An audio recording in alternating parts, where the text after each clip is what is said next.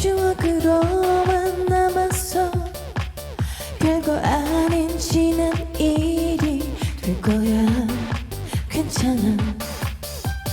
딱 오늘만 슬퍼하면 되는 거지. 내일은 아마 괜찮을 거야.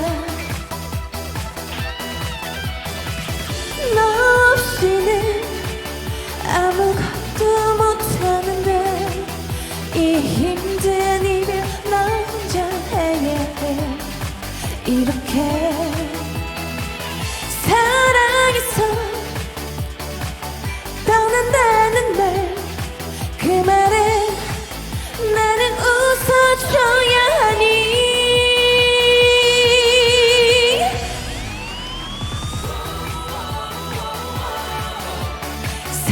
사랑 그게 뭔데?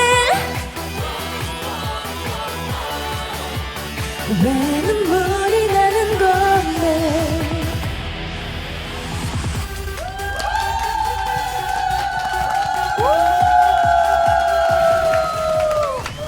예, 노래도 듣고 경제도 배우는 센세이션한 경제 토크쇼 토토리쇼의 진행을 맡은 경제를 자랑하는 남자 황봉입니다. 안녕하세요. 열심히 경제를 배우고 있는 가수 장현입니다.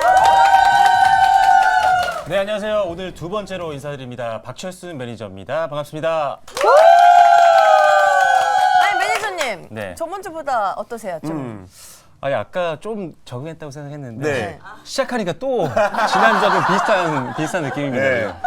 우리 저 박철순 매니저님이 네. 어제 밤에도 또 방송을 하시고 생방송 하셨어요. 그리고 오늘 또 이어지는 방송까지 하니까 좀 피곤은 할 텐데 예, 컨디션 어때요? 괜찮으세요? 네, 그냥 지금 아직 안 잔 느낌입니다, 지금. 아 그래요. 네. 아 매니저님 그 공매도가 이제 금지돼 갖고 네. 사실 시장이 조금 이제 변동성이 좀 있었는데 그래서 공매도를 금지했기 때문에 외국인들이 좀 이탈하지 않을까, 그러니까 자금이 이탈하지 않을까라고 생각했는데 오히려 더 들어왔습니다. 네. 이게 왜 그럴까요? 일단은 뭐 사실 워낙 복합적인 요인들이 많이 있는데 네. 뭐 그중에 하나를 일단 말씀드리자면 사실 공매도를 안 하게 되면 외국인 입장에 좀 부담이 되거든요. 그렇죠. 시장에 대한 안정성이 특히 공매도의 순기능이 떨어진다. 그런데 지금 뭐 유럽 쪽에 유명한 펀드 매니저라든지 자산 운용사들 그리고 미국도 마찬가지인데 네. 앞으로 이제 신흥국 쪽에 대한 관심도가 굉장히 높아요, 지금. 이제 미국도 이제 금리 인상 낮추기 시작하고 그러면 이제 성장률도 올라갈 수 있잖아요. 그렇죠. 상대적으로 선진국보다는 아시아권에 있는 글로벌 기업들이 성장성이 더 높거든요. 그래서 이런 쪽으로 많이 자금이 좀 유입이 되는 것 같습니다. 그렇군요. 올 연말 또 산타를 기대하면서 토토뉴스와 함께 하시기 바랍니다. 자, 경제적 자유를 꿈꾸기 위해선 투자가 기본이 된 지금입니다. 토토뉴스와 함께 하시면서 그 희망을 꽉 잡으시기 바랍니다. 자, 그러면 토토뉴스 1부 시작하도록 하겠습니다. 토토뉴스 1부 출발!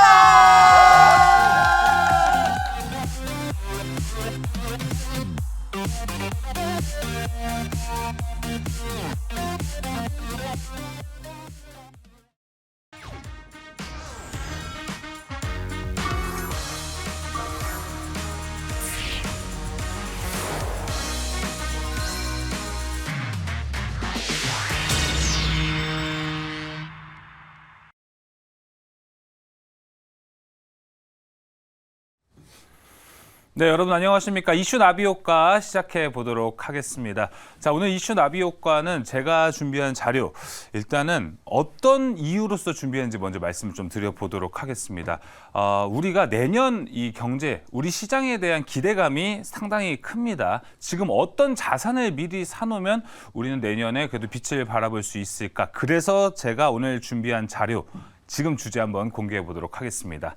자, 좀 위험한 자료가 될 수 있을 것 같습니다. 주제에 대한 제목부터 읽어볼까요? 내년 2024년 비트코인은 돌아올까요?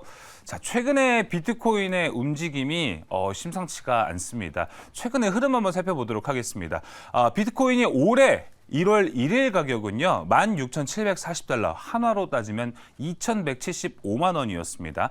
자, 그런데 이번 주 현재 가격으로 보면요, 벌써 5천만 원을 한화로 돌파했습니다. 37,495 $5, 약 2배 가까이, 2배가 넘는 수치가 올라갔습니다. 자, 그렇다면 우리가 지금 가장 가까이 알고 있는 비트코인의 상승장과 이번 상승장이라고 해야 될까요? 상승장의 초기라고 해야 될까요? 이 두 가지를 먼저 비교해 보도록 하겠습니다. 먼저 우리가 아직도 배 아픈 2020에서 2021년 그 시즌 비트코인 상승장을 먼저 살펴보도록 하겠습니다. 자, 2020년부터 2021년 중반대까지 올라간 맨 왼쪽에 있는 차트를 보시면 될 것 같은데요. 자, 이때는 사실 상대적으로 낮은 금리로 인해서 비트코인의 가격이 유동성으로 올라갔다라고 해도 상관이 없습니다. 그리고 그때 있었던 이 반감기 효과도 있어서 이 두 가지 효과로 비트코인은 엄청나게 올라갔고 이 당시에 비트코인 1억 간다라는 얘기도 있었는데 1억 가까이 갔었죠. 자, 현재 2023, 2024 내년을 바라보고 있는 시장에서 비트코인 움직임은 현재 어떨까요? 자, 바닥에서 이마만큼이나 올해 1월 1일부터 이마만큼이나 현재 올라갔습니다. 제가 방금 말씀드린 이 수치만큼이 올라갔던 건데요. 비교를 한번 해보면 비트코인이 올라갔다? 유동성이 있었나?를 생각해보면 유동성은 없었습니다. 변동성밖에 없는 시장이었습니다. 자, 그렇다면 유동성이 없는 시장에서 비트코인이 왜 상승할 수 있었을까에 대한 이야기도 한번 해보도록 하겠고, 왜 우리는 이렇게 비트코인이 2배 가까이 올랐는데 왜 또 몰랐을까? 좀 자책을 하게 되는데 그 이유를 한번 살펴보도록 할게요. 아무래도 지금 근 2년 가까이가 시장의 변동성이 상당히 큰 상황입니다. 시장이 그만큼이나 어렵습니다. 경기 침체 우려로 인해서 주식 투자도 하기 어려운데 내가 굳이 지금 비트코인에 투자할 수 있을까라는 생각이 당연히 들겠죠. 그러다 보니까 개인 투자자들에게는 비트코인은 현재 매력적인 카드가 될 수가 없었던 겁니다. 자, 그렇지만 현재 올해 1월 1일부터 지금까지 이제 1년이 돼갑니다. 1년 동안 비트코인이 올랐던 요건들 3가지를 한번 분류해 보도록 하겠습니다. 당연한 이야기지만 내년에 비트코인의 반감기가 돌아온다고 합니다. 그 부분은 펀더멘털로 우리가 해석할 수가 없는 부분이기 때문에 그 부분만 빼고 설명을 드리자면, 첫 번째, 비트코인 현물 ETF가 내년에 출시될 가능성이 상당히 높은 상태입니다. 자, 그리고 거의 1년에 한 번씩 나타나면 안 되지만 전쟁 이슈가 계속 불거지고 있죠. 지정학적 리스크의 해지 상품이 되는 비트코인에 대한 이야기도 있고요. 세 번째는 미국 재정에 대한 이야기. 이 3가지로 오늘 이슈 나비 효과를 한번 풀어가 보도록 하겠습니다. 그러면 다음 장 확인해 보면서 첫 번째 비트코인 현물 ETF부터 한번 확인해 보도록 하겠습니다. 자, 비트코인 현물 ETF가 빠르면 내년 1월에 출시가 될 가능성이 상당히 높다고 합니다. 그 기점을 6월 15일, 지난 6월 15일 전후로 우리는 좀 나눠볼 수 있을 것 같은데요. 자, 6월 15일 이전까지만 해도 비트코인 선물 ETF가 출시된다라는 것은 거의 희망사항이었습니다. 시장에서는 거의 불가능했었는데요. 자, 6월 15일 이후에부터가 뭔가 흐름이 바뀌고 있습니다. 이제 다가온 현실로 우리가 받아들여야 되는데, 자, 일단 무엇보다 현물 거래와 선물 거래에 대한 차이부터 우리가 좀 알아야 이거 출시되는 게 뭐가 좋은 거에 대한 뭐가 좋지라는 이야기를 한번 해볼 수 있을 것 같습니다. 자, 말 그대로 현물 거래, 우리가 지금 현재 주식을 사고 파는 게 현재가를 주고 사는 거죠. 이걸 현물 거래라고 볼 수가 있습니다. 선물 거래는요, 현재가로 사는 게 아니고 미래 가격을 주고 미리 산다라고 보시면 됩니다. 여기 비트코인을 이제 대입하면 될 것 같습니다. 비트코인이 현물로 살 수 있는 건 지금 가상시장, 가상화폐 시장에서만 가능하고요. 주식시장, 금융권으로 넘어왔을 때는 선물로밖에는 살 수가 없다라고 보시면 됩니다. 조금 더 현물과 선물에 대한 차이를 보자면, 자, 우리가 어느 음식점에 들어갔어요. 음식점에 들어가서 이제 돈을 내고 밥을 먹으려고 하는데, 예를 들어서 현물 같은 경우는 밥을 먹고 지불을 한다라고 보시면 될 것 같은데, 선물은 가게가 선불제입니다. 10,000원을 내고 밥을 먹었는데 밥이 맛이 없어요. 그래도 다 먹어야 된다는 걸 선물 거래라고 보시면 됩니다. 자, 그럼 지금까지는 비트코인은 선물 ETF만 있었다라고 우리는 볼 수 있을 것 같습니다. 그동안 현물 ETF가 아니고 비트코인은 왜 선물만 출시가 됐었느냐에 대한 이야기도 한번 해보도록 하겠습니다. 자, 무엇보다 비트코인 우리가 생각한다면 아무래도 보수적인 관점을 가질 수밖에 없는 투자 상품이거든요. 그렇기 때문에 우리도 그런데 당연히 이제 금융권들, 미국도 그렇고 이제 제도권에 있는 금융권들도 그렇게 생각할 가능성이 상당히 높습니다. 아무래도 선물의 장점은 가격을 미리 정해놓는다는 것이 오히려 비트코인의 가격을 안정화시킬 수 있다라는 것입니다. 미래 가치를 땡겨와서 우리가 사고 파는 것이기 때문에 미래 가격이 이미 정해져 있다라는 것이 현재 SEC를 비롯한 의견들이 나왔습니다. 그렇기 때문에 시장의 변동성을 좀 최소화할 수 있다는 것, 그게 비트코인 선물 ETF의 장점인데요. 자, 아무래도 현물보다 선물이 변동성이 적기 때문에 시장에 혼란성도 주지 않다. 그리고 현재 시장이 어렵기 때문에 거기에 대한 부합한 내용이기 때문에 계속해서 선물 ETF만 이야기가 나왔습니다. 자, 그렇지만 현재는 현물 ETF가 나올 수 있는 시점인데요. 다음 장 통해서 확인해 보도록 하겠습니다. 자, 현재 대형 운용사, 블랙록들을 비롯한 대형 운용사들이 현물 ETF, 비트코인 현물 ETF를 현재 출시하려고 하고 있습니다. 작년부터 계속 이야기가 나왔던 미국의 그레이스케일과 SEC 간의 관계에서 그레이스케일이 승소를 했습니다. 미국 증권거래위원회를 상대로 이겼다는 거죠. 그레이스케일에서는 현물과 가까운 비트코인 상품을 내놨었는데 거기에서 제재를 당한 겁니다. 하지만 거기에서 계속 승소를 해냈고 그 내용을 보아하니 SEC의 논리도 조금 부서지는 듯한 흐름이 나타나고 있습니다. 자, 그럼 6월 15일 전후로 이번에도 나눠보도록 하겠습니다. 지금까지 있었던 운용사들은 현물 ETF 해야지 말만 했습니다. 선물로만 운용을 했지 행동으로 나타난 게 없었습니다. 운용사들은 신청을 하지 않았고 6월 15일 이후에는 블랙록 등 피델리티 등 이 주요 운용사들이 이제 본격적으로 현물 ETF를 해야겠는데, 왜냐하면 그레이스케일이 그동안에 했었던 수익성을 봤더니 이거는 미국에 있던 QQQ 같은 엄청난 ETF 다음으로 작년 수익률 3위를 기록했다고 합니다. 그동안의 수익률이 비트코인이 좋았기 때문에 비트코인에 대한 매력은 운용사들에게 충분히 있었을 것 같습니다. 자, 그렇다면 6월 15일 이후에 SEC의 대응에 맞춰서 운용사들은 좀 어떻게 했었을까요? SEC의 요구사항, 현물 ETF 너네 이거 좀 거래가 잘 되는 건지, 신빙성이 있는 건지, 신뢰성이 있는지 자료를 좀 갖고 와라 라고 이야기를 했는데 거기에 대해서 좀 등한시했었는데요. 현재 6월 15일 이후에는 그레이스케일 이후에는 운용사들이 적극적으로 현재 나서고 있습니다. 코인베이스와 함께 우리가 그렇다면 현물 ETF를 출시하기 위해서 뭘 하면 될까요? 하면서 감시 공유 계약까지 맺어놨습니다.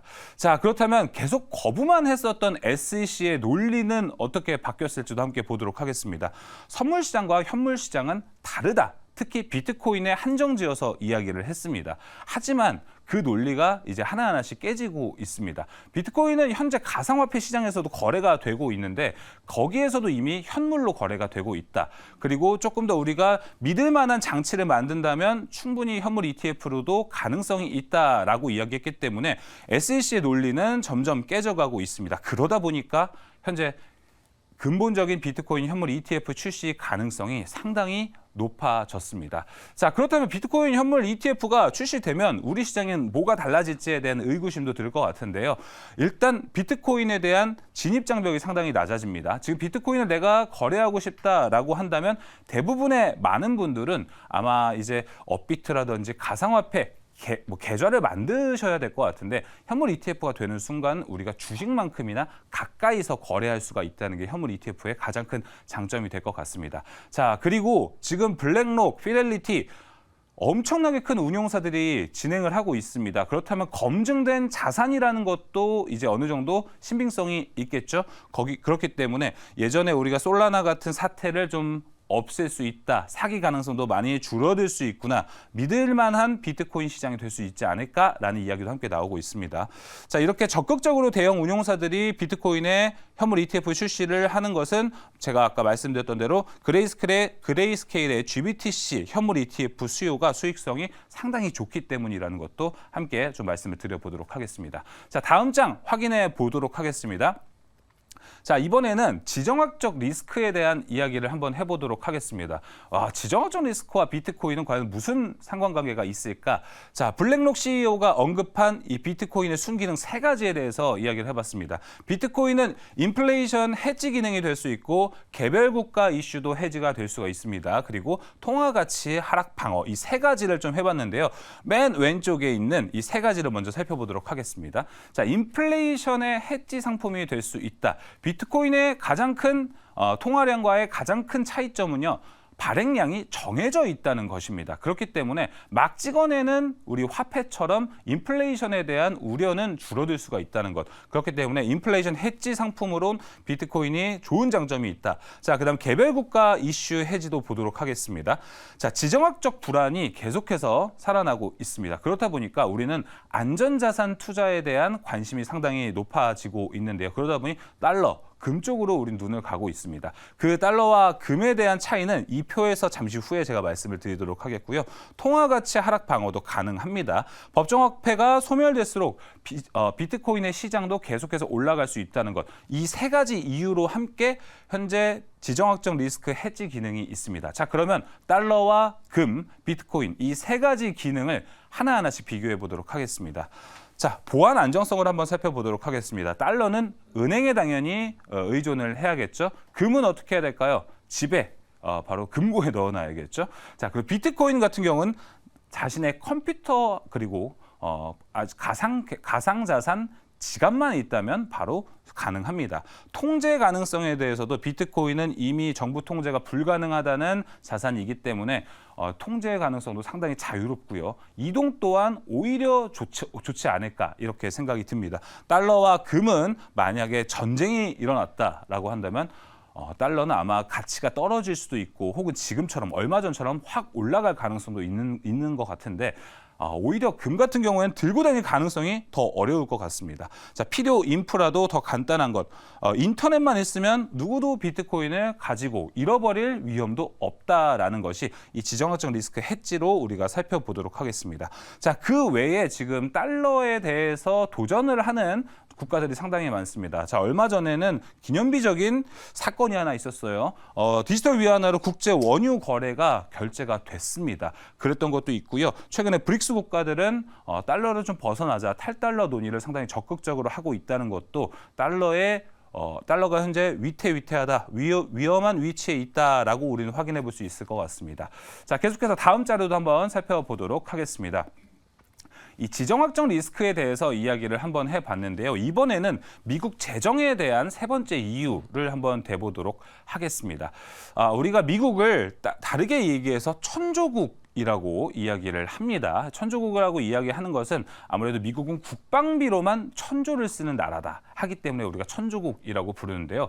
국방 관련 지출보다 현재 미국이 내는 이자 비용이 더 많아졌습니다. 879로 국방 관련보다 더 늘어났는데요. 이건 현재 미국 재정이 그렇게 정말 좋은 상태는 아니다. 최근에 금리가 많이 올라가다 보니까 우리가 이자 비용을 상당히 많이 내야 된다는 것이 미국에게 리스크가 되는 것 같습니다. 국방 지출보다 이자 비용이 많아진다는 것, 미국이 현재 지난 여름에 했었던 부채한도 협상에서도 이걸 내년으로 밀어놨거든요. 이거에 대한 리스크도 함께 작용을 해보도록 하겠습니다. 자, 밑그림 한번 보도록 하겠습니다. 지금까지 부채한도 협상이 잘 안 됐을 때 비트코인 가격이 나왔을 때입니다.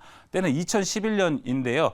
자, 그때 부채한도 협상이 지지부진해져가지고 딜레이가 됐거든요.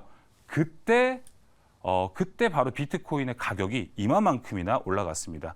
똑같이 S&P는 그 당시 미국 정부의 신용등급 하향하는 등 네거티브 전망을 부여하면서 비트코인은 함께 올라갔고요. 2013년도 똑같습니다. 자, 이때는 S&P도 마찬가지로 네거티브를 부여하면서 고점까지 2,447% 비트코인이 올라갔다라고 우리가 확인해 볼 수 있습니다.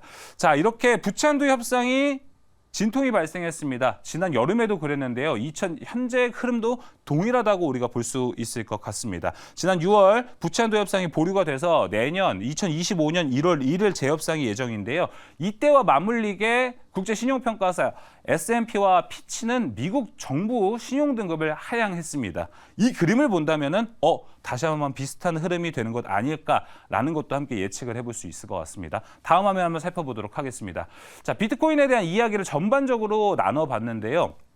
자, 그렇다면 비트코인과 우리 친구들, NFT, 메타버스 등 정말 친했던 친구들이 있었는데 어떻게 됐을지에 대해 그리고 전망은 어떻게 잡아야 될지에 대한 이야기도 한번 해보도록 하겠습니다.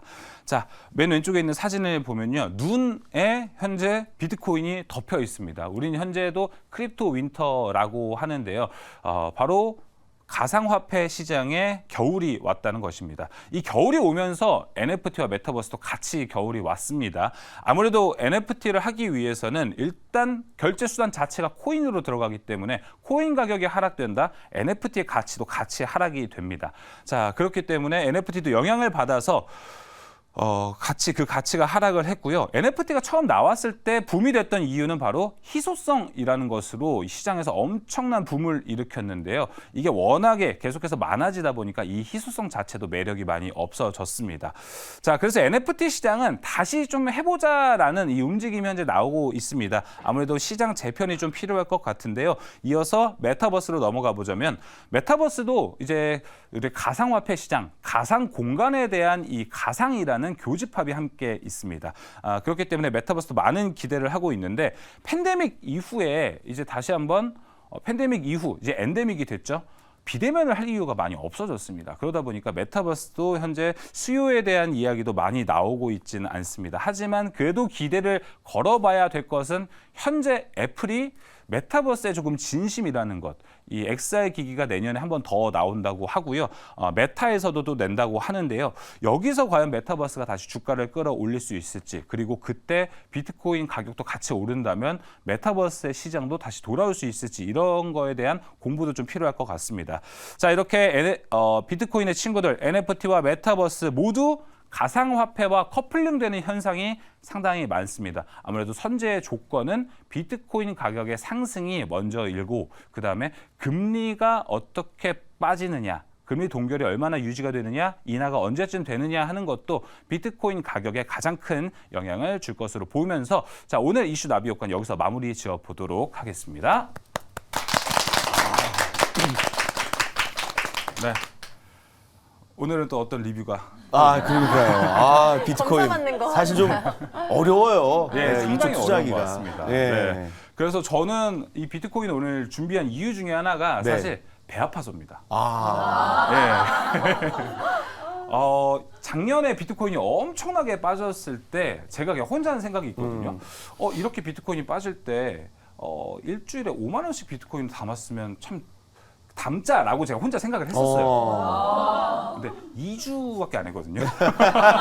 시장이 어려워지니 제 지갑도 어려워졌어요. 그러다 보니까 안 했는데 제가 그걸 꾸준히 했다면 저는 지금 엄청난 자산가가 되어 있지 않을까. 그러니까요. 이렇게 생각이 듭니다. 지금 비트코인이 연초 대비 130% 맞습니다. 올랐더라고요. 예.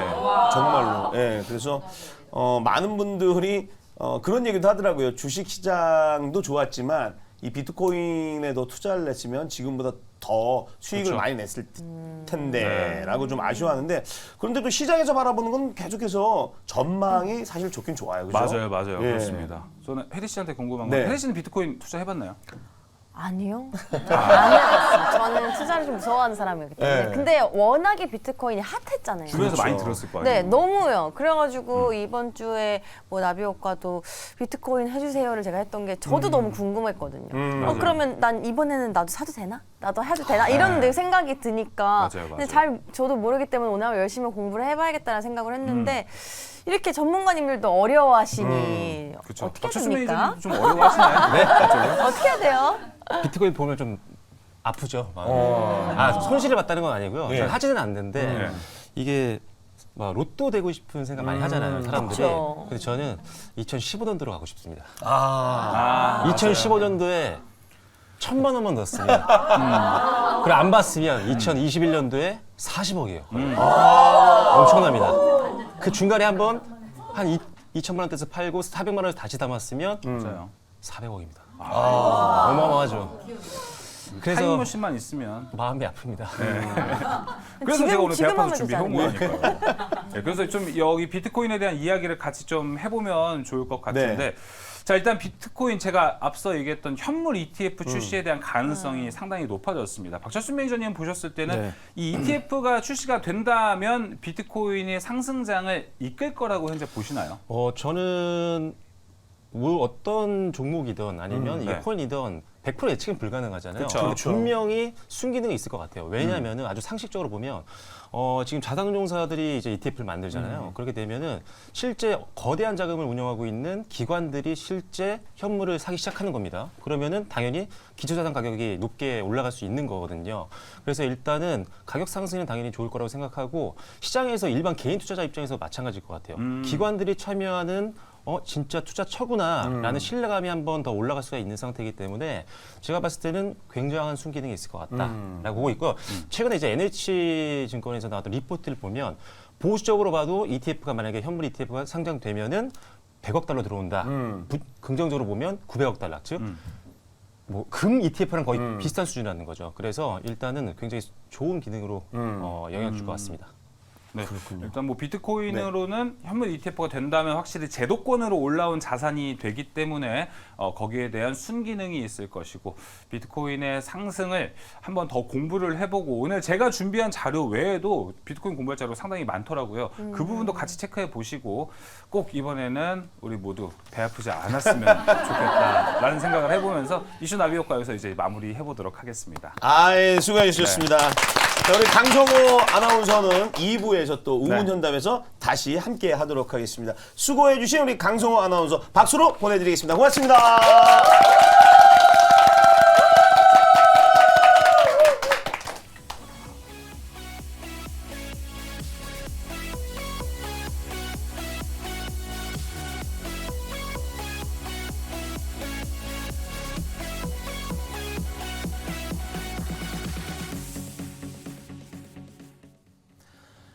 임금님 귀는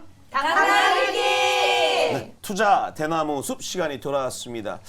우리 투자자 여러분들의 고민을 저희가 해결해 드리죠. 투자 대나무 숲. 자, 여러분들의 사연 항상 기다리고 있습니다. 문자번호 밑으로 나가고 있거든요. 샵에 2034로 연락 주시거나 그리고 이메일로 연락 주시면 저희가 또 선별해서 또 방송에 소개를 해 드리도록 하겠습니다. 네. 남겨주실 때 전화번호 꼭 남겨주시기 바랍니다. 네. 자, 그러면 오늘은 또 어떤 분의 사연이 올라왔는지 우리 혜리 씨하고 소개를 해드리도록 하겠습니다. 제목은요. 다시 뛰는 두산 로보틱스 덕분에 심장도 뛰네요 하시면서 써주셨습니다. 여자 투자자시네요. 여자. 네. 안녕하세요. 주부 투자자예요. 저한테 꽁돈이 생겨서 주식 투자를 할까 싶은데 두산 로보틱스라는 종목이 눈에 들어오더라고요. 언니 뭐해? 계속 핸드폰만 보고 있고. 아니 내가 남편 몰래 보너스를 좀 받았거든. 그래서 주식 좀 해볼까 싶어서. 여보세요 형부. 언니가 그래서 보너스를. 야야야야 너 지금 뭐 하는 거야 지금? 형부한테 잃어버리기 전에 오늘 점심 언니가 쏴. 여우 같은 기집애. 알겠어. 비싼 거 먹어야지. 아니 근데 어디다 투자하게? 그 두산 로보틱스라고 알아? 맨날 전교 꼴등하는 애가 뭘 알겠어. 언니는 꼴찌에서 두 번째였잖아. 조용히 해. 사람들 다 듣겠다 진짜. 아무튼 그래서 그 로봇 회사에 투자하려고? 어머, 너 두산 로보틱스가 로봇 기업인 거 이제 알았어? 너 요즘 주식하러? 주식하는 거야 지금? 이름이 로보틱스라며. 로봇이 아니라 로보틱스. 무식하네 진짜. 아유. 지는. 아니 근데 언니 형부한테 들으니까 마이너스 80% 된 종목도 있다는데. 야 됐어. 입 닫고 빵이나 먹어. 여튼 말 안 통하는 동생이랑 얘기하면서 두산 로보틱스 더 투자하고 싶어졌는데 토토주쇼 MC님들은 어떻게 생각하시나요? 하시면서 사연을 주셨습니다. 두산 로보틱스 굉장히 많이 언급해가지고 그렇죠. 잘 아는 예. 종목인데요. 최근 상승세가 굉장히 무섭습니다. 맞아요. 네, 왜 이렇게 갑자기 뛰는 거죠? 글쎄요. 일단은 글쎄요. 장난이고요. 뭐냐면은 로봇주가 사실 조금 올해의 흐름을 보면 초반에는 사실 레인보우 로보틱스가 가장 먼저 대장주로서 그렇죠. 자리를 잡았죠. 왜냐하면 네. 우리가 다 알고 있는 삼성전자가 투자를 했기 때문에 네. 급등이 나왔고 그러면서 대다수의 로봇주들이 따라서 올라가는 흐름들이 네. 나왔다가 최근 몇 개월 동안은 사실 좀 두산 로보틱스의 자금이 쏠리면서 대부분의 종목들이 좀 빠졌습니다. 그러다가 최근 들어서 두산 로보틱스뿐만 아니라 다른 종목들도 좀 잘 가는 편이거든요. 네. 일단은 로봇 관련된 개정안이 좀 나왔기 때문에 이 부분이 사실 기대감을 더 증폭시켰다 이렇게 보시면 될 것 같아요. 아마 뉴스에서 뭐 이런 것들 보셨을 것 같아요. 뭐냐면은 이제 개정안 실행되고 나서부터는 길거리에서 이제 로봇이 이제 배달하고 네. 이런 것들이 생겼잖아요. 그러니까 이제 먼 미래로 봤던 일들이 이제 현실화가 되고 있는 것들이 실제 눈으로 보이다 보니까 시장에서도 로봇에 대한 관심이 높아지고 그것은 다시 자금 유입으로 이어지면서 주가 상승도 나왔고요. 특히나 이제 두산 로보틱스는 국내 뭐 1위 기업이잖아요. 시총도 1위죠. 그리고 우리가 알고 있는 협동 로봇이라고 있습니다. 옛날에 이제 아이언맨 보셨나요? 네. 아이언맨 보면 이 주인공이 뭐 로봇 같은 걸로 뭐 만들 때 옆에 도와주는 로봇 있죠. 맞아요. 이게 협동 로봇이에요. 네네네네. 그런 것들이 굉장히 시장에서 굉장히 많이 성장을 하고 있습니다. 가장 많이 성장하고 있는 로봇 분야 중에 하나인데 지금 두산 로보틱스 같은 경우는 국내 1위뿐만 아니라 글로벌적으로 봤을 때 판매량 기준으로 4위권 내에 있는 기업이기 때문에 아무래도 로봇주 중에서는 가장 또 성장성에 대한 매력이 높아서 자금이 더 많이 들어가고 있다. 이렇게 보시면 될 것 같습니다. 근데 이게 로봇주들 대부분 이렇게 매출을 이렇게 뜯어다 보면은 매출이 이렇게 좀 안 나오잖아요. 네. 뭐 적자가 좀 지속되는 경우가 많고 로보틱스, 그러니까 두산 로보틱스도 이제 적자가 좀 지속되고 있는데 지금 시점에서는 이제 뭐 4조 원이 넘는 시가총액을 갖고 있으면서 최근 RSI 지수 보면 과매수 구간에 지금 들어와 있거든요. 네. 근데 이 시점에서 지금 이분이 이제 투자를 한다고 하는데 네. 그거 어떻게 조언을 해드려야 될지. 일단 RSI라 같은 이런 경제 지표 중에 보조 지표들을 보면은 급등하는 종목들, 올라가는 종목들은 계속 과매수권이 그러니까요. 있습니다. 그걸 뚫고 계속 올라가는 네. 거거든요. 수급의 힘도 있지만 시장의 관심도 결국 주가를 끌어올리기 때문인데 일단은 지금 3분기 좀 안 좋았던 이유가 뭐냐면 회사 자체는 뭐 판매를 굉장히 잘했어요. 그리고 인지도도 높아지고 글로벌 시장에서 굉장히 관심이 높아지고 있는데 일단은 금리가 너무 높았어요.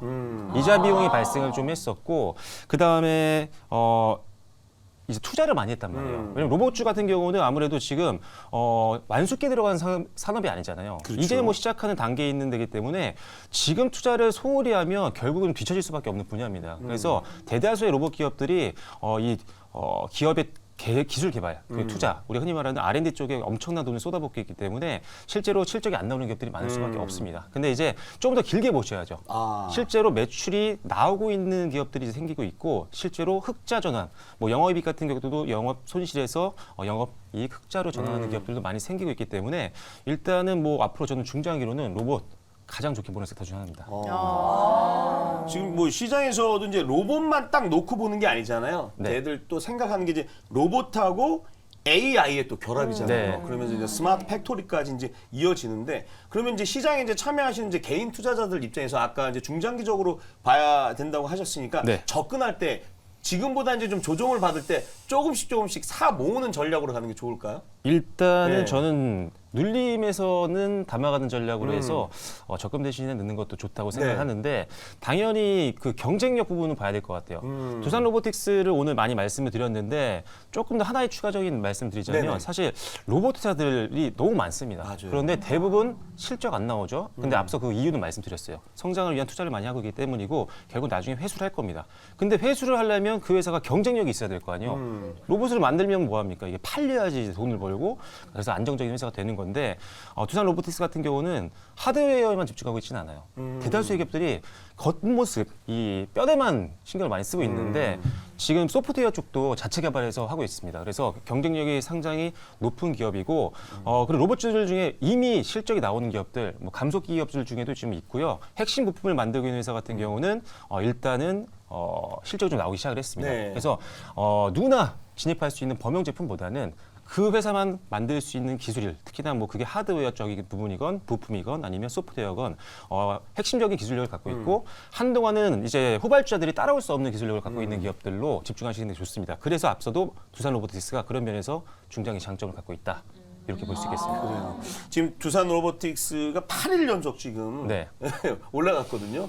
자, 그러면 많은 분들이 이제 다음 주에 또 로봇에 관심이 많을 거예요. 네. 뭐 미국 주식도 관련 업종들이 뭐 급등하는 경우가 있었기 네. 때문에 다음 주에 로봇주들 전망 어떨 것 같으세요? 저는 좋게 보고 있습니다. 어. 좋게 보고 있는데 두산 로보틱스 같은 경우는 일단은 상방 열어놔야죠. 지금 뭐 계속 고점 뚫고 있는 예. 여러분들이 고점을 뚫고 있는 종목들은 계속 지켜보시는 게 좋아요. 왜냐면은 상단에 저항선이 없거든요. 우리가 흔히 하는 뭐 이동평균선도 네. 없고요. 매물 저항도 없고요. 그래서 일단은 손절가를 따라 올리면서 계속 상방을 열어놔야지 수익을 최대한 극대화시킬 수가 있고요. 다만 지금 기관들과 외국인들이 두산 로보틱스 같은 경우는 어마어마하게 매수를 하고 있어요. 하지만 그들도 또한 목적은 같습니다. 개인과. 돈 벌고 싶잖아요. 그렇죠. 결국은 시세 차익이거든요. 그들이 워낙 큰 자금을 운영하고 있기 때문에 외국인들이라든지 기관들이 던지기 시작하면 거기에 맞춰서 단기적으로는 우리도 조금 비중을 줄였다가 그들이 다시 매수하면서 반등 나오면 재차 비중을 확대하는 전략으로 가시면 좋을 것 같고요. 올라가는 종목들이 좀 무서울 수 있습니다. 그래서 대량 매물 출회되면 요새 급락이 많이 나오거든요. 그래서 상대적으로는 좀 덜 오른 종목들도 괜찮을 것 같아요. 그래서 개인적으로는 감속기 중에 실적도 나오고 대표적인 기업들, SPG 같은 기업도 좋을 것 같아요. 왜 그러냐면은 SPG가 최근에 많이 움직였던 종목들 중에 이제 코스닥 150에 이제 편입됐습니다. 어제도 대부분 코스피 200이라든지 코스닥 150에 편입된 종목들이 엄청 시장 대비 강했거든요. 그래서 SPG 같은 경우도 이제 코스닥 150에 들어가기 때문에 일단은 패시브 자금들이 들어올 수 있는 확률이 있습니다. 그래서 그리고 가격도 조금 약간 낮은 구간에서 이제 올라가고 있어서 상대적으로 덜 오른 종목들도 비중을 좀 넣어 놓으시면 조금 더 안정감을 가지시고 투자를 하실 수 있을 것 같습니다. 그래요. 우리 저 박철순 매니저님께서 얘기해 주신 것이 이제 로봇 하면 또 그 안에 들어간 이제 감속기 부분이거든요. 그 감속기 회사도 좋으니까 그쪽도 좀 쳐다봐라 이렇게 말씀해 주셨습니다. 자, 이분 같은 경우는 제가 이 말씀 꼭 드리고 싶어요.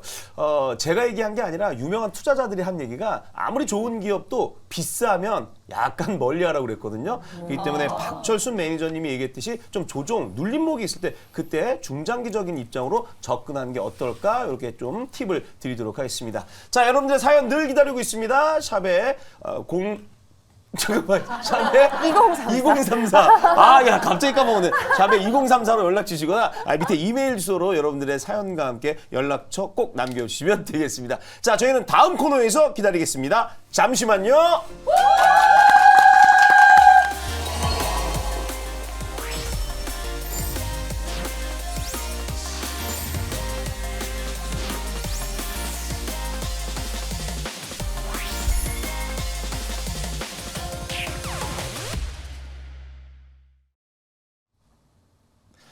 네, 안녕하세요. 박철순 매니저입니다. 지난주에 이어서 두 번째 주사부 일제 시작을 해볼 텐데요. 지난주와 약간은 연결이 되어 있습니다. 지난주에는 잠재적인 물량이 풀렸을 때 주식의 변동성이 생길 수 있는 오버행 이슈에 대해서 말씀드렸는데 그 당시에 이제 유상증자라든지 무상증자, CB, BW와 같은 내용들을 설명을 드렸죠. 그런데 오늘은 그 안에서 권리공매도라는 단어가 기억나시는 분들이 아마 있을 수도 있어요. 그래서 그 부분에 대해서 조금 더 디테일하게 말씀을 좀 드리도록 하겠습니다. 네, 다음 장, 첫 번째 장 볼 텐데요. 자, 권리공매도 활용법이고요. 다음 장으로 넘어가도록 하겠습니다. 자, 질문 하나 들어볼 텐데 앵커님들 유상증자, 네. 무상증자 이런 거 할 때 신주가 들어오잖아요. 네. 투자하는 사람들은 그거를 언제부터 팔 수 있을까요? 아, 그래요? 네, 1번부터 5번까지 정해놨습니다. 야, 이거 갑자기 저희가 수능을 보고 있네요. 네, 수능이 얼마 안 네. 끝났잖아요. 약간 그런 컨셉입니다. 이건 저 개인 투자자 얘기하는 거 아니에요? 네, 그렇죠. 그죠? 3번. 3번이요. 저는 2번. 네. 틀리셨습니다. 네. 정답은 5번인데 아, 5번이구나. 다음 장부터 그 이유를 네. 말씀드리도록 하겠습니다. 네, 다음 장 보시면요.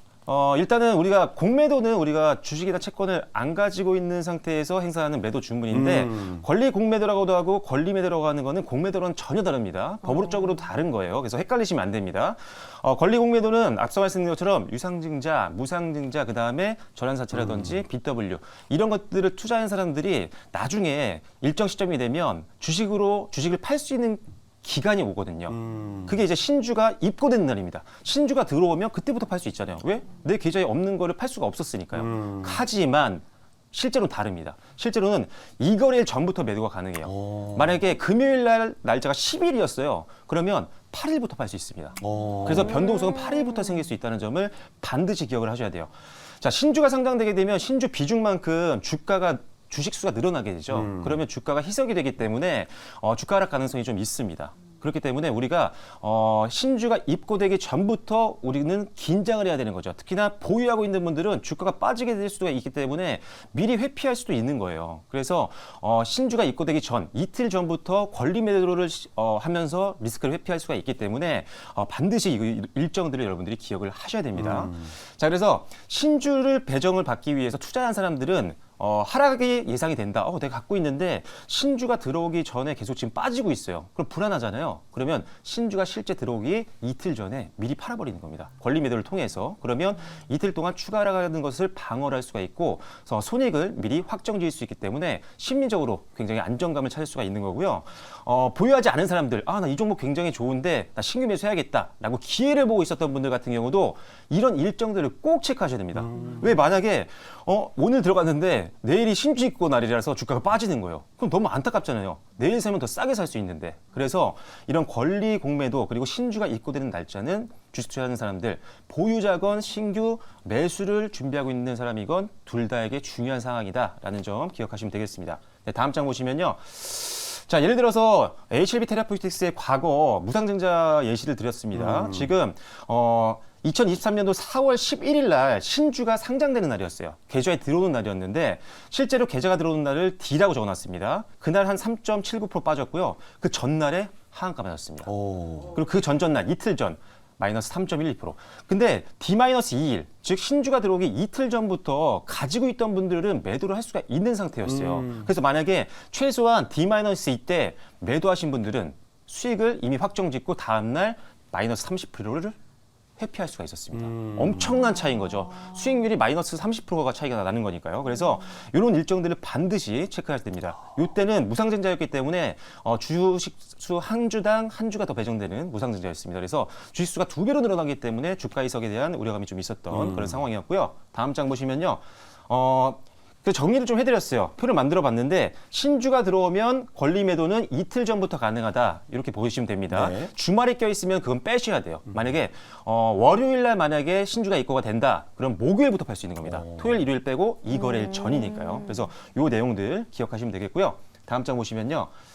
자, 그래서 실제로 방금 HLB 테라포틱스가 실제 권리 매도 가능한 날부터 해서 주가가 많이 빠졌습니다. 충분히 회피할 수 있는 손실 구간이었고요. 그 다음에 신주를 매수하려고 했던 분들 같은 경우는 신규 매수를 준비했던 분들은 이 신주가 들어오는 날까지 기다렸다가 사셨다면 더 저렴한 가격에 매수할 수 있는 기회였죠. 다음 장 보시면요. 이번에는 일단은 지금 이번에 전환사채입니다.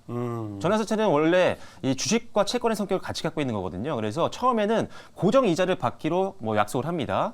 가끔가다 0%짜리도 있는데 하지만 일정 기간이 지나게 되면 주식으로 나 바꿔주세요 라고 요청할 수 있는 게 전환할 수 있는 사채인 겁니다. 그래서 두 가지 기능을 갖고 있는데 그래서 전환사채에 투자했던 사람들이 일정 기간이 지나고 회사에 요청을 하는 거예요. 나 주식으로 바꿔줘. 내가 투자한 만큼. 그래서 주식으로 바꿔달라고 하면 주식이 상장되는 날짜가 나옵니다. 그래서 그날을 항상 기억을 우리가 해야 되는데 이 종목 같은 경우는 2021년도 9월 10일이었어요. KPM테크가 전환사채를 발행을 했는데 전환사채 투자자들이 나 이날 주식으로 바꿔주세요 해서 상장이 되는 날이 9월 10일이었습니다. 그날은 플러스 0.29%였어요. D-Day였으니까요. 근데 그 전날 이것도 마찬가지입니다. 하한가를 맞았습니다. 그리고 상장일 전전날, 이 거래일 전날도 12% 정도 빠졌어요.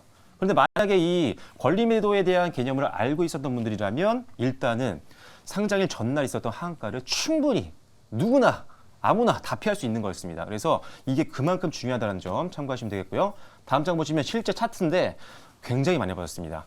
이 장대 음봉 우리 전부 다 피할 수 있었어요. 뭐만 알았다면 권리 매도로만 개념만 알고 있었다면. 그래서 굉장히 중요하다는 것. 다음 장 보시면요.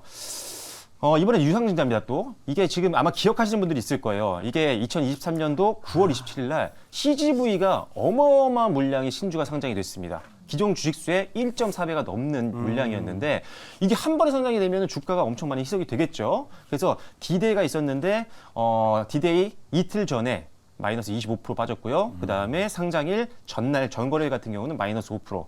그래서 이런 것들을 미리미리 회피를 할 수 있습니다. 만약에 이거 CGV 왠지 좋을 것 같아. 왠지 요새 영화관 가는 사람이 많은 것 같아라고 해서 매수를 하셨는데 그게 마침 신주 상장되기 3일 전이었어요. 그러면 사자마자 마이너스 30% 넘어갑니다. 그러니까 이게 엄청 위험한 거죠. 그래서 신규 매수를 준비하시는 분들도 과연 이 종목이 오버행 이슈가 있는가 반드시 여러분들이 확인하셔야 된다는 점 지난주부터 계속 연이어서 강조를 드리고 있는 겁니다. 다음 장 보시면 충격적인 차트가 나오죠. 개파락에서 팔 수도 없었습니다. 이거 만약에 전날 사셨으면 어마어마하죠. 그래서 굉장히 안타까운 상황이니까요. 권리공매도 다시 한번 기억하시고요. 다음 장 보시면요. 자, 하나오션 어제 급락을 했습니다. 15%대 급락을 했었는데 요것도 이제 피할 수가 있었어요. 왜 그랬냐면은 자, 어제부터 권리 공매도가 가능했어요. 상장일은 실제 아직 안 왔어요. 네. 11월 28일입니다. 그런데 제가 말씀드렸죠. 주말을 빼고 휴일을 빼고 거래 안 한 날을 빼고 이 거래일 전부터 매도를 할 수 있습니다. 즉 어제부터였어요. 금요일부터 매도를 할 수 있었기 때문에 어제 변동성이 굉장히 급격히 강화가 되면서 주가가 빠진 겁니다. 그런데 지금 만약에 이거를 알고 있었던 분들이라면 당연히 접근도 안 했을 거고요. 만약에 미리 사셨던 분들 최근까지 좀 많이 올랐었거든요. 그렇다면은 이거를 최소한 목요일날 파셨겠죠. 만약에 목요일날 모르셨을 수도 있어요. 근데 그럴 때 여러분들이 할 수 있는 팁이 있습니다. 다음 장 보면서 설명드릴게요. 자, 주가가 이렇게 많이 빠졌습니다. 그런데 이걸 피할 수 있는 방법을 제가 말씀드릴게요. 다음 장 보겠습니다.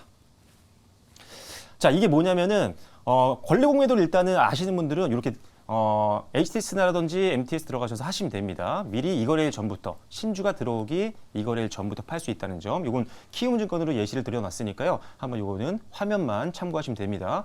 0306번이네요. 권리매도 하는 방법이 있는 창입니다. 자, 다음 장 보시면요. 자, 이게 이제 우리가 흔히 공시를 보는 대표적인 사이트죠. 다트, 그 다음에 카인드, 거래소와 금감원이 운영하고 있는 공시 사이트입니다. 그런데 여기서 우리가 권리 공매도를 좀 피할 수 있는 방법이 있습니다. 저는 개인적으로 카인드를 말씀드릴 텐데 뭐 둘 다 좋지만 카인드 고유 공시들이 있어요. 그래서 훨씬 더 많은 내용들이 올라오기 때문에 카인드를 말씀드렸고 거기에 보면 카인드에서는 추가 상장이 항상 올라옵니다. 추가 상장이. 예를 들어서 하나오션 같은 경우 어제부터 권리 공매도가 가능했죠. 그럼 그 전날 무조건 공시 나옵니다. 그러니까 3거래일 전에 신주가 들어오기 3거래일 전에 공시가 나와요. 근데 이게 미리 나올 때도 있고 장 끝나고 나올 때도 있거든요. 근데 장 끝나고 나와도 우리에게 뭐가 있죠? 시간의 거리가 있습니다. 그래서 시간의 거리로 우리가 팔 수가 있기 때문에 여러분들이 카인드를 항상 보셔야 돼요. 근데 이걸 어떻게 매일 켜놓을 수 없잖아요. 방법이 있습니다. 알림 설정하시면 돼요. 여러분들이 가지고 있는 종목들은 습관적으로 알림 설정해 놓으셔라. 아침에 일어날 때만 하는 게 아닙니다. 알림 설정은 주식하시는 분들은 항상 카인드라든지 다트 들어가셔서 내가 특히나 가지고 있는 종목 또는 매수를 준비하고 있는 종목들은 항상 알림 설정을 해놓으시면 그래도 그나마 회피할 수 있는 방법들이 생깁니다. 그리고 더 좋은 거는 미리 매수하기 전에 이미 이런 오버행 이슈가 있는 것들, 그게 유상증자든 무상증자건 전환사채건 미리 알고 있어야 돼요. 미리 알고 있는 게 가장 중요합니다. 특히나 여러분들이 최근에 이제 신규 상장 종목들 많이 하시죠. IPO 종목들. 이런 종목들은 15일 만에 보호예수가 풀리는 것도 있고요. 상장되자마자 보호예수가 풀리는 아예 없는 것도 있고요. 3개월, 1개월, 6개월, 1년, 2년 계속 대량 매물이 출회되는 오버행 이슈들이 많이 있습니다. 그래서 최소한 IR 자료도 좀 체크를 하시고 그다음에 이런 공시들 알림 설정해 놓으시면 여러분들이 충분히 회피할 수 있는 방법들이 많이 있으니까요. 그런 것들 잘 활용하시면 좋을 것 같습니다. 네, 다음 장 보시면요. 자, 그래서 권리 공매도 리스크를 좀 회피하기 위한 체크 포인트를 그냥 정리를 좀 해봤습니다. 그래서 일단 신주 상장일 이 거래일 전부터 매도가 가능하기 때문에 그 전부터 변동성이 생길 수 있다라는 점을 기억하세요. 그래서 신주 상장 전까지는 뭐 안심하고 있어도 되겠다라고 생각하시면 절대 안 됩니다. 반드시 기억하세요. 신주 상장되기 이 거래일 전부터 매도 물량은 출회가 된다라는 점 기억하시고요. 그래서 변동성이 생길 수 있다. 그리고 신주가 상장이 된다면 과연 어느 정도의 물량인가? 물량이 많으면 많을수록 더 위험하겠죠. 그래서 물량 규모도 파악하시는 게 중요하고요. 요거는 어느 종목이건 마찬가지입니다. 신주가 많이 들어왔어요. 생겼어요. 발행이 됐어요. 그렇다고 해서 주가가 다 밀리는 거 아니에요. 왜냐하면 그 회사가 지금 너무 핫하고 너무 좋아요. 두산 로보틱스 오늘 얘기했었는데 이게 만약에 보호예수가 풀렸다고 해서 어제 안 올랐을까요? 저는 올랐을 것 같아요. 그래서 그 정도로 회사에 대한 어떤 지금 시장이 우호적인 반응을 보여주고 있고 실적 성장 기대감이 굉장히 높고 단기적으로 뭐 개별 모멘텀이 있다면 갈 수도 있습니다. 하지만 물량이 추가된다는 건 결국은 주가 이석 리스크도 있고요. 그다음에 그 물량이 만약에 다 시장에 매물로 나온다면 흔들릴 수가 있기 때문에 변동성을 미리 준비하고 있자는 거죠. 준비를 하고 있는 사람과 아예 모르고 있던 사람은 대응 자체가 다릅니다. 그래서 반드시 기업 분석도 수반이 돼야 된다. 라고 생각하시면 되겠고요. 자, 분석이 어려워요. 아, 권리임에도 됐는데 기업은 좋은 것 같은데 팔아야 되나 말아야 되나 어떡하지? 어렵죠? 저라면 그럼 비중 줄이거나 현금화합니다. 왜? 예측하지 못하는 리스크는 여러분들에게 독이 되는 경우가 굉장히 많습니다. 그래서 일단은 항상 우리가 예측하기 어려운 주식은 안 하는 게 좋습니다. 여러분들이 아는 종목을 투자해도 충분히 그 안에서 좋은 수익을 만들 수가 있으니까요. 만약에 분석이 어렵고 매도 타이밍을 모르겠다 그러시면 일단은 비중을 줄이시는 방법으로 가시는 게 좋겠습니다. 자, 그리고 긍정적인 주가 흐름이 예상이 돼요. 이 회사 지금 3분기가 끝나고 이제 4분기를 지나고 있는데 4분기에 어마어마한 실적이 예상이 되고 있고 최근에 막 수주 공시도 굉장히 많이 하고 있고 기업이 공장을 너무 풀가동하다 보니까 증설도 하고 있고 여러 가지 호재 내용들이 많습니다. 그래서 난 이 회사를 들어가려고 하고 있어요. 근데 보니까 공시를 보고 뉴스를 봤더니 신주가 상장되는 다음 주에 그러면 저라면 지금 안 들어갑니다. 그때까지 기다렸다가 주가가 빠질 수도 있잖아요. 그러면 그때 빠졌을 때 사면 훨씬 더 낮은 가격에 살 수 있기 때문에 항상 저는 그런 것들을 여러분들이 체크를 하시길 바라는 마음에서 오늘 이 내용을 준비했다고 보시면 되겠습니다. 그리고 마지막 앞서 말씀드린 거죠. 알림 설정 어렵지 않습니다. 카인드 들어가셔서 카인드는 개별 기업이 아니죠. 홍보하는 게 아닙니다. 카인드 들어가셔서 여러분들이 매수할 종목이라든지 또는 보유하고 있는 종목들 반드시 알림 설정하시면 최소한 이 권리 공매도, 권리 매도 쪽에서는 3거래일 전에 신주 상장대위 3거래일 전에 알 수 있으니까 시간 내에서라도 회피할 수 있는 전략이 되실 겁니다. 그래서 권리 공매도 오늘 말씀드려봤는데 앞으로 여러분들 유용하게 사용하시면서 투자에 많은 도움이 되셨으면 좋겠습니다. 자, 자리로 모시겠습니다. 야, 혜리 씨, 네, 이거 내용 몰라도 되게 유익한 것 같지 않아요? 다 이해했어요. 제가 너무 혜리 씨를 무시했나 보다. 정말 깨알 같은 정보였습니다. 쏙쏙 설명 너무 그러니까요. 감사합니다. 자, 계속해서 우리 박철순 매니저의 인사이트 궁금하신 분들 있을 거예요. 이게 너튜브에 매일경제 주머니를 검색하세요. 그러면 그 채널이 뜹니다. 무료로 가입할 수가 있거든요.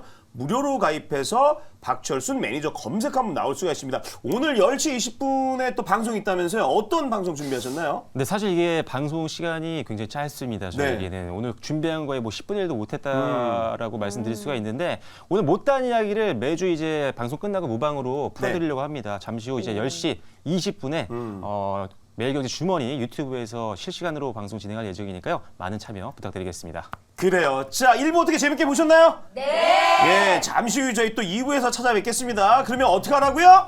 채널 고정! 2부에서 뵙겠습니다. 잠시 후에 봬요. 본 방송은 투자 판단을 위한 조언일 뿐 투자 결정과 결과에 대한 책임은 투자자 개개인에게 있음을 알려드립니다.